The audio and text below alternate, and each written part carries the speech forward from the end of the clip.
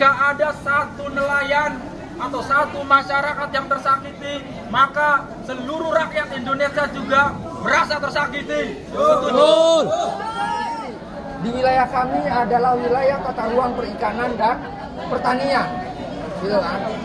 Nah, artinya kalau mereka ini memaksa dengan dalih ini adalah proyek PSN, proyek strategis nasional, kemudian strategis untuk siapa?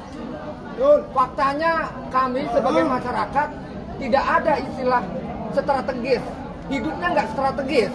Justru hidup kami adalah merasa terganggu. Ini kan tidak masuk akal. Proyek swasta dijadikan PSN, kan seperti itu.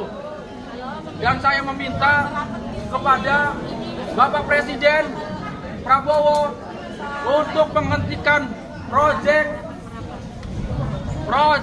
nasional ini, proyek strategis nasional ini.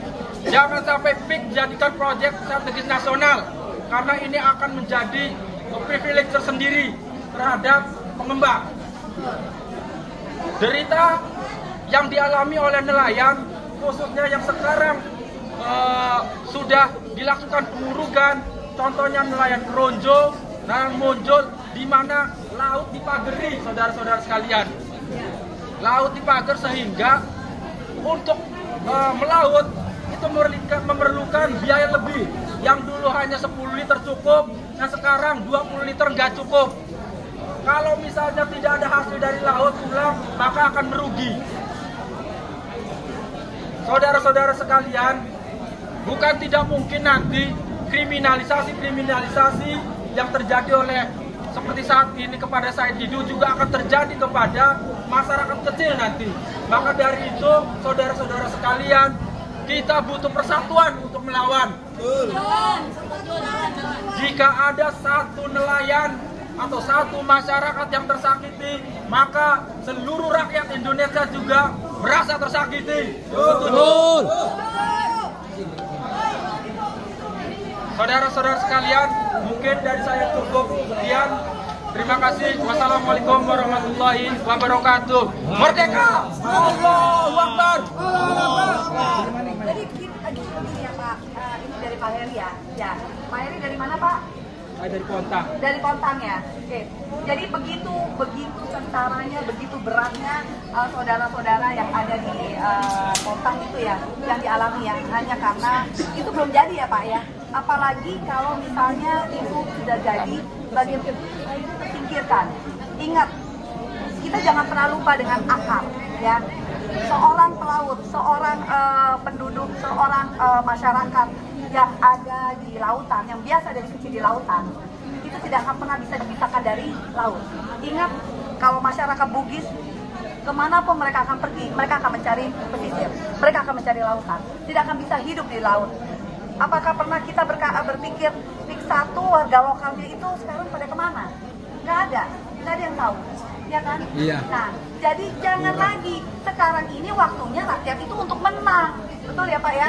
Dan nggak bisa, masyarakat Banten tidak bisa berjuang sendiri. Kita saudara-saudaranya ini kita harus mensupport dengan cara apa?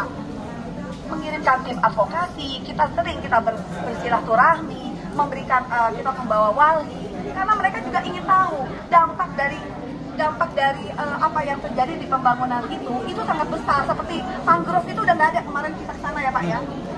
Mangrove itu tidak ada, kemudian akhirnya ikan kecil kalau nggak salah ya Pak ya. Coba Pak Heri gimana? Ya, terima kasih. Ya, yang jelas kami sebagai penduduk masyarakat Banten Utara mungkin hanya akan menambahi apa yang dinyatakan Pak Heri.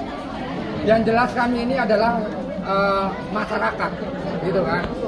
Jadi jangan sekali-kali para pengembang PIK 1, PIK 2 ini menganggap kami adalah peta yang hanya sebatas di atas meja yang kemudian dicurat-carat sembarangan. Kami juga punya undang-undang otonomi daerah, kami juga punya tata ruang tersendiri. Di wilayah kami adalah wilayah tata ruang perikanan dan pertanian, gitu kan? Nah, artinya kalau mereka ini memaksa dengan dalih ini adalah proyek PSN, proyek strategis nasional, kemudian strategis untuk siapa? Faktanya kami sebagai masyarakat tidak ada istilah strategis. Hidupnya nggak strategis. Justru hidup kami adalah merasa terganggu.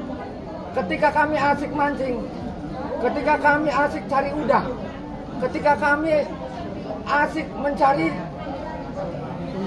sumber kehidupan untuk menafkahi anak istri saya, kemudian tiba-tiba kami diganggu tata ruang yang menjadi acak-acakan dirusak.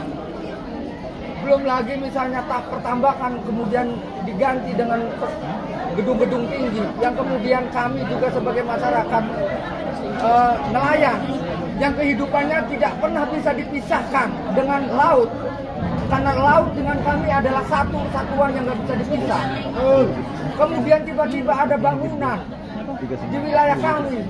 Lah kami mau diapakan? Kami juga punya generasi, kami makhluk sosial, kami juga punya hubungan antara kami dengan masyarakat kami dengan masyarakat yang lainnya. Kami juga sebagai masyarakat punya hubungan erat dengan hubungan kami dengan politik, dengan lingkungan, dengan sesuatu yang indah. Itu kan?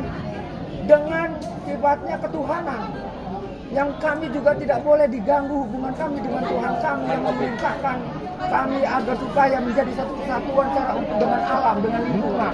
Artinya jika proyek PIK 1, PIK 2 ini mengganggu lingkungan, itu sama dengan mengganggu kami sebagai masyarakat setempat.